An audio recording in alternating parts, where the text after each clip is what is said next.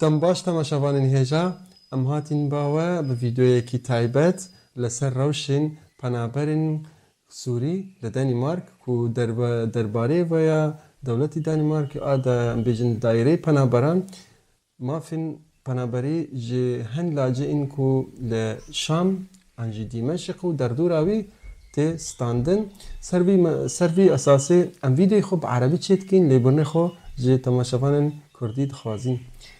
تحية طيبة للجميع. اليوم نقدم لكم فيديو خاص عن وضع اللاجئين السوريين، بالأخص سحب الإقامات أو تجميد إقامات اللاجئين السوريين اللي ساكنين سابقا في محافظة دمشق وريفها. بخصوص ذلك نستضيف أستاذ محمد علوش، مترجم ومستشار قانوني بهذا المجال. في البداية أستاذ محمد علوش، أهلا وسهلا بكم. أهلا وسهلا بك كاكاو أخ كاو، أهلا وسهلا فيك أخ عزيز، تفضل. أستاذ محمد علوش، ممكن تعرف نفسك بشكل مختصر في البداية؟ أنا الأستاذ محمد علوش، أنا مجاز قانوني، عندي خلفية قانونية سورية، كردي عفريني من سوريا طبعا، مقيم بالدنمارك من أكثر من 8 سنوات، متزوج، عندي 3 أولاد، وبشتغل بمجال اللي أنا كنت جاي منه بسوريا بمكتب محاماة كمستشار قانوني ومترجم قانوني. أستاذ محمد علوش، من خلال تواصل الحكومة الدنماركية سحب إقامة اللاجئين المقيمين في دمشق وريفها، نعم. بدنا نسألك بعض الأسئلة. فالسؤال الأول، ما هو أساس القانوني اللي استندت إليها دائرة الهجرة الدنماركية في رفض تمديد الإقامات اللاجئين السوريين القادمين من محافظة دمشق وريفها؟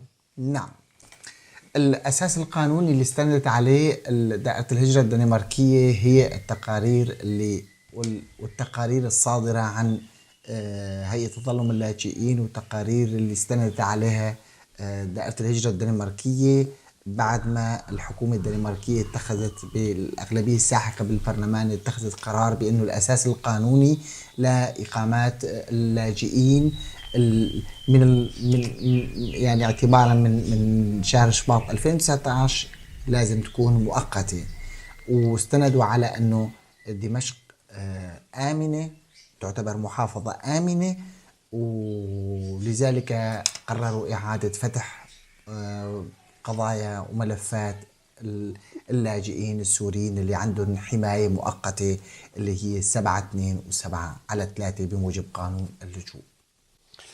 شو هو 7/2 و7/3؟ ممكن بعض المشاهدين ما يفهمون هذا الأرقام. نعم، 7/2 و7/3 هي نوع من أنواع الإقامات اللي بتمنحها الدنمارك للاجئين القادمين إلى أراضيها، واللي هي بتعتبر بمثابة الحماية المؤقتة التي لا ترتقي إلى صفة اللجوء السياسي الممنوحة بموجب اتفاقية جنيف. يعني هي الأساس القانوني للجوء اللاجئين اللي اجوا بفترة بعد ما 2015 السوريين اللي اجوا لهون اللي منحوا بأكثرهم هذا الأساس القانوني اللي بيقولوا انه وضع الحماية هي مؤقتة بالنسبة لأساس إقاماتهم.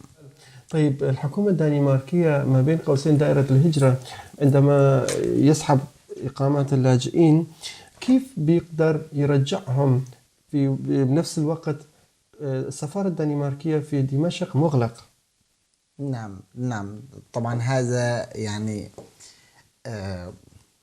هذا اللغط بعتبره أنا اللغط من الحكومة الدنماركية الحالية، إنه ما فيها تتعاون ولا بدها تتعاون مع السلطات القائمة بسوريا، وبنفس الوقت بدها ترجع اللاجئين إلى سوريا. يعني هذا الشيء مناقض قانونا ومنطقا. يعني كيف أنت تسحب الإقامة، يعني كيف تسحب الإقامة من شخص وبدك تبعته على بلد وأنت مانك متعاون مع السلطات الموجودة القائمة بهذاك البلد أو القيادة الموجودة هنيك، وبالإضافة لأنه عندك سفارة هنيك أنت مغلق السفارة لأسباب أمنية.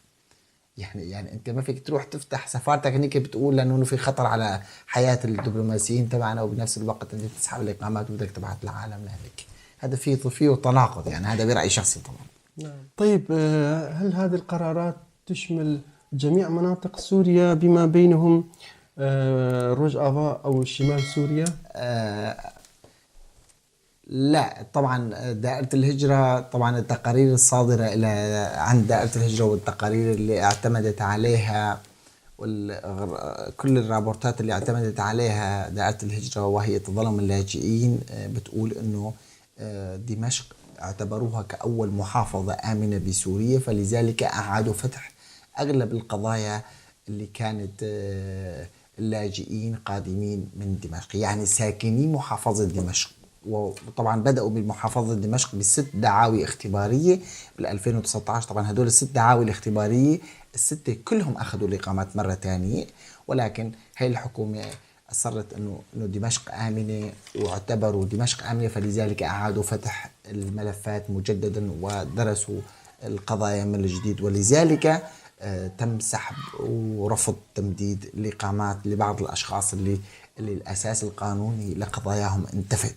طبعا هن بدأوا بدمشق وحاليا امتدت لريف دمشق، وأنا بتوقعي قريبا جدا بينضم إليها محافظة طرطوس ومحافظة اللاذقية كمان قريبا جدا بينضموا لها. وماذا بالشأن حلب؟ هلا في الوقت الحالي صراحة ما في شيء عن حلب، يعني غير مشمولة. يعني المناطق أنا عم بخبرك إنه هي محافظة دمشق من حيث المبدأ. هلا حاليا أغلب القضايا اللي اللاجئين اللي كانوا قادمين من دمشق، يعني آخر مسكن لهم كان دمشق، هن اللي يعني اللي طلبوهم لمقابلات ولإعادة فتح قضاياهم، وقسم منهم تم رفض تمديد إقاماتهم. والوقت الحالي تقريبا 94 لاجئ سوري للأسف، يعني طبعا بما فيهم أكراد، يعني سواء كان من محافظة الحسكة، يعني سواء كان مقامش المدن المجاورة أو من كوباني أو من عفرين، يعني اللي كانوا مقيمين بالشام نتيجة عمل أو دراسة أو ظروف معينة.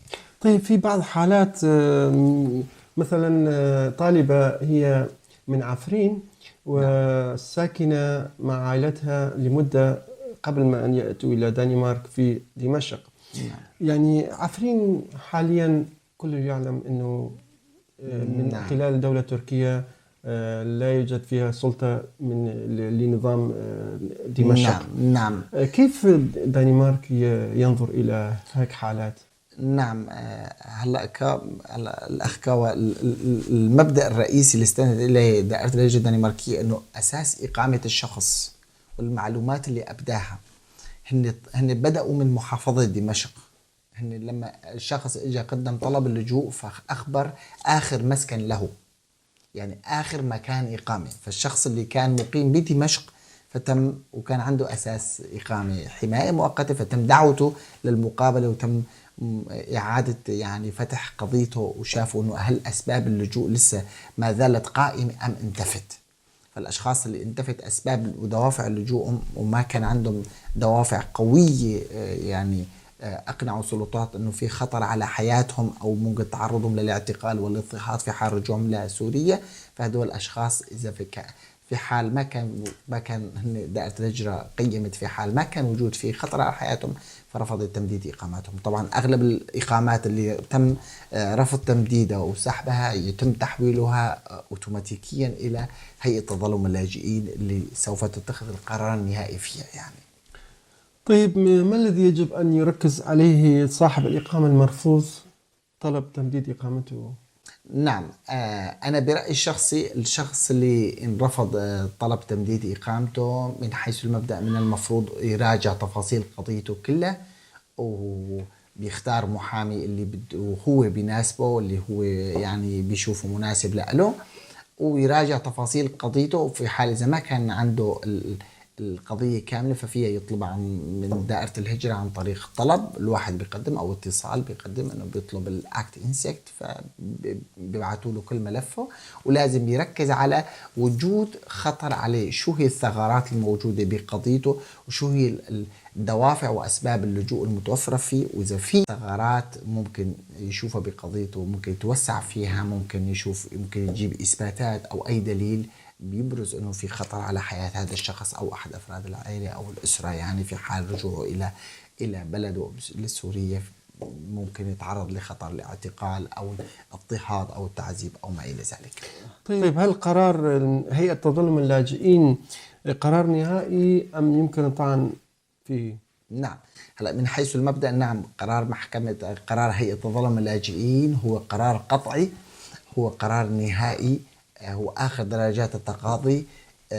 ولكن نعم يمكن الطعن به للمحكمة الأوروبية لحقوق الإنسان.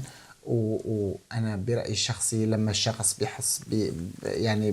بيحس بأنه في ظلم بحقه، كان قضيته قوية جدا وما أخذ حقه بالكلام وبالتعبير الكافي، فمن الممكن أنه يستأنف أو يطعن بالقرار المحكمة الأوروبية لحقوق الإنسان. هل يمكنكم أنتم بخصوص هذا الشأن تساعدون؟ نعم نحن جاهزين لخدمة يعني أغلب الزبائن أو الأخوة اللي بيراجعونا. نحن نعم ممكن نساعدهم بالطعن للمحكمة الأوروبية لحقوق الإنسان، فيوجد محامين مختصين عندنا بالمكتب بيقوموا بأداء بهذا العمل، يعني بيتم الطعن للمحكمة الأوروبية لحقوق الإنسان.